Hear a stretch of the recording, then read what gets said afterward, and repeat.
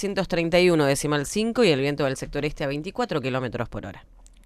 Bueno, de los hechos de la semana pasada, me parece que hay uno que todavía va a merecer, uno originado en el ámbito gubernamental, que todavía va a merecer más análisis de lo que se están haciendo y de los análisis que le han precedido. Ustedes saben que el gobernador de la provincia firmó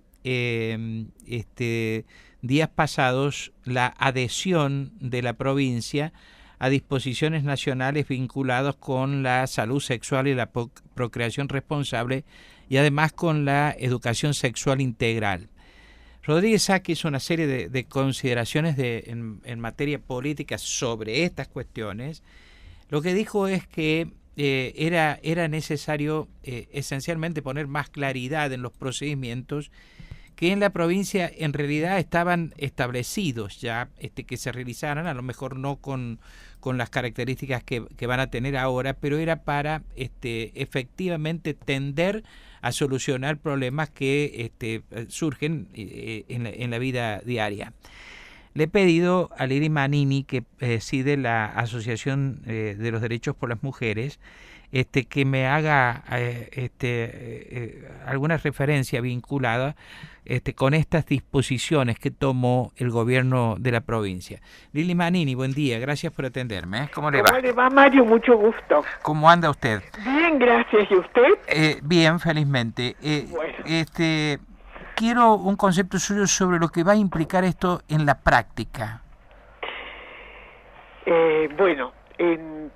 Primero quiero decirle que esta disposición del gobernador con la firma de estos decretos ha sido también fruto de la lucha que llevamos desde ADEM y de otras organizaciones y mujeres que estamos bregando por la educación sexual integral desde que se aprobó la ley desde el año 2006, y bueno, siempre bregando por los derechos sexuales y reproductivos y no reproductivos de las mujeres, todos los derechos que nos están siendo conculcados en la República Argentina y por supuesto en San Luis. Entonces para nosotros ha sido un gran avance, una decisión política que veníamos esperando hace mucho tiempo y que agradecemos, por supuesto. El tema es, Mario, como yo le decía recién a Verónica, cuando estos decretos tengan que ponerse en ejecución van a estar a cargo de distintos funcionarios y funcionarias del Poder Ejecutivo. ¿Con qué mirada lo van a hacer o con qué fuerza los van a impulsar o qué herramientas van a poner a disposición, qué personal tienen preparado? Es decir, hay muchas incógnitas también con respecto a esto, ¿no? Claro, por eso le preguntaba qué va a pasar en el futuro. Claro. Porque las disposiciones en la base las hemos tenido aquí vigentes, sí, ¿no? Y bueno, y ahora ponerlas en ejecución realmente. A mí me parece importante la decisión política, sí. Porque se toma, uno la puede compartir o no la puede compartir, pero es una decisión tomada y ahora hay que ver cómo se hace. Claro, y ¿sabe qué es lo preocupante, Mario? Nosotras estamos observando, nosotras y el resto de las organizaciones de mujeres en la República Argentina, un avance muy preocupante de los evangelistas. Bueno, la Iglesia Católica siempre ha estado en contra del avance de los derechos, ¿no? Ha sido tradicional en la Iglesia Católica oponerse a todo lo que fuera un avance de derechos de las personas. Pero ahora también se unen a eso y con mucha fuerza las iglesias, sectas, como le quieras llamar, evangelistas. Ajá. Y están como floreciendo y multiplicándose en la República Argentina, un poco como lo que está pasando, lo que ha pasado en Brasil. Ajá. Entonces eso es otro factor de retroceso para los derechos, porque en general las iglesias, Mario, se han opuesto, han estado en contra del avance de las mujeres, desgraciadamente, ¿no? Eso lo tendrán que reconocer algún día, pero siempre se han opuesto a todo lo que sea un avance de derechos de las mujeres específicamente. Bueno, yo he pedido, por ejemplo, al Ministerio de Educación que si nos pueden dar orientación sobre cómo piensan encarar el problema. No están disponibles todavía para hacerlo, pero seguramente en el transcurso de los próximos días habrá algo vinculado con, digamos, planes concretos en materia de educación sexual obligatoria. Claro, sexual integral. Integral. Ahora, la cuestión es ver qué va a pasar, por ejemplo, con los establecimientos confesionales, porque tendrán que ajustarse a las disposiciones. Claro, pues sí, lo que pasa es que hay tanto prejuicio, tanta ignorancia, hablando claro, con respecto al tema, primero con respecto a los contenidos de la ley y después con respecto a qué está pasando en este momento con la niñez y la adolescencia en cuestiones sexuales. Hay mucha ignorancia de los propios padres que a veces ni saben en qué situación están sus hijos y sus hijas, ¿no? Uh-huh. Eso es, bueno, siempre hay a veces cuando hay unas educaciones muy conservadoras y muy autoritarias, no hay diálogo entre padres e hijos. Eso también es un problema grave, porque ¿quién mejor que un papá o una mamá para orientar? Eso, pero lo sabemos desde ya, yo lo sé por haber criado a mis hijos varones. Entonces, pero ¿quiénes se animan? Porque acá hay que animarse también, hay que superar tabúes, hay que superar prejuicios.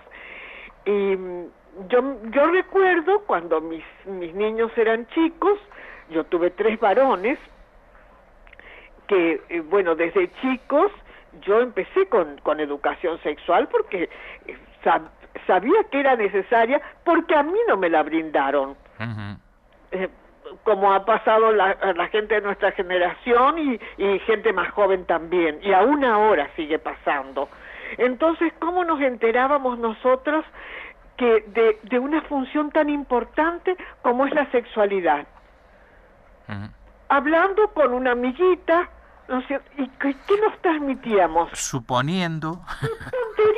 Nos transmitíamos tonterías, realmente. Cuando yo recuerdo las cosas que decíamos, pero me río porque eran sumamente inocentes. No teníamos todo este despliegue ahora de la televisión y las revistas y todo lo que se tiene acceso, internet, todo lo que se tiene acceso ahora, ¿no? Ajá. Pero ¿cómo nos enterábamos?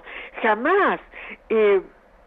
Así, por ejemplo, una avanzada fue mi madre al decirme en una edad más o menos aproximada que yo iba a tener la menstruación.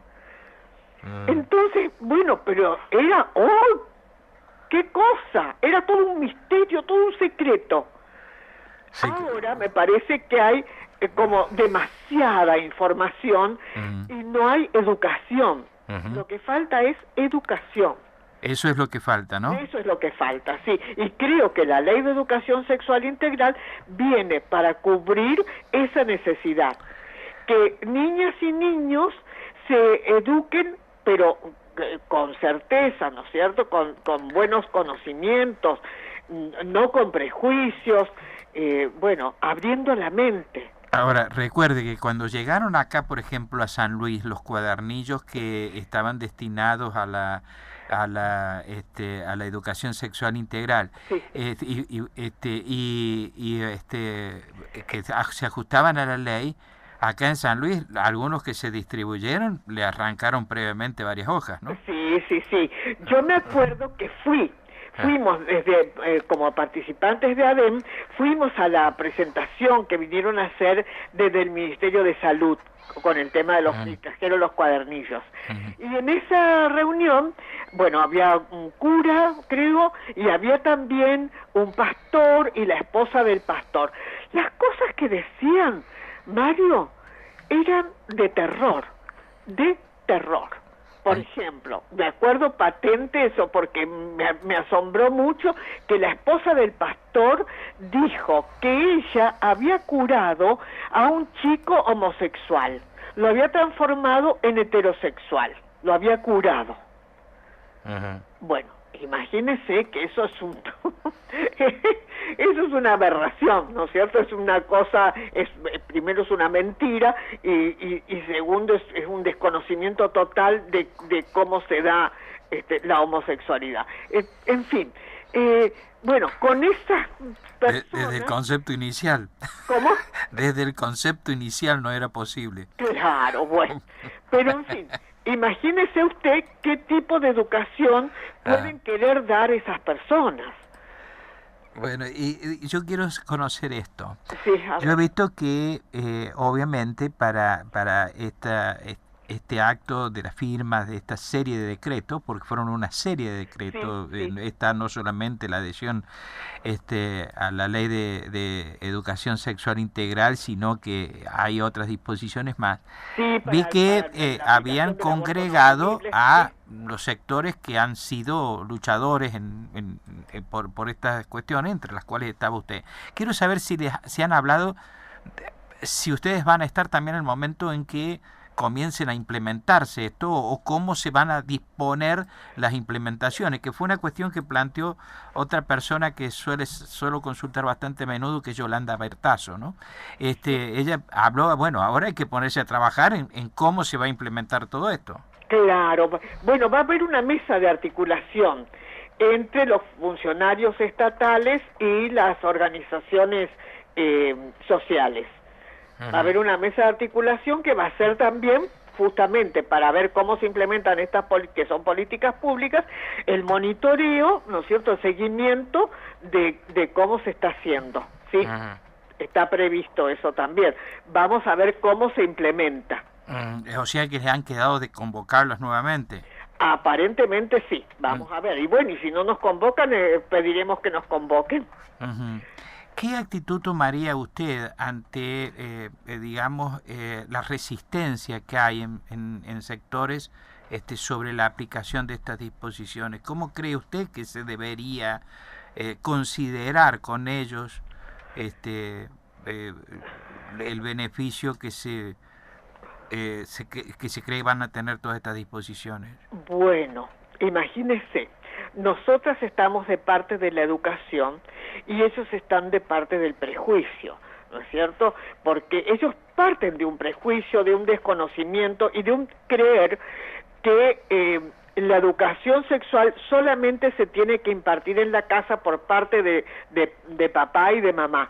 Y muchas veces papá y mamá, primero que no la recibieron y segundo que no se animan y que bueno, si usted empieza por considerar que todo es pecado, vamos mal por ahí, ¿no? Es muy difícil, pero bueno, tendrán que entender porque es una ley y se debe respetar.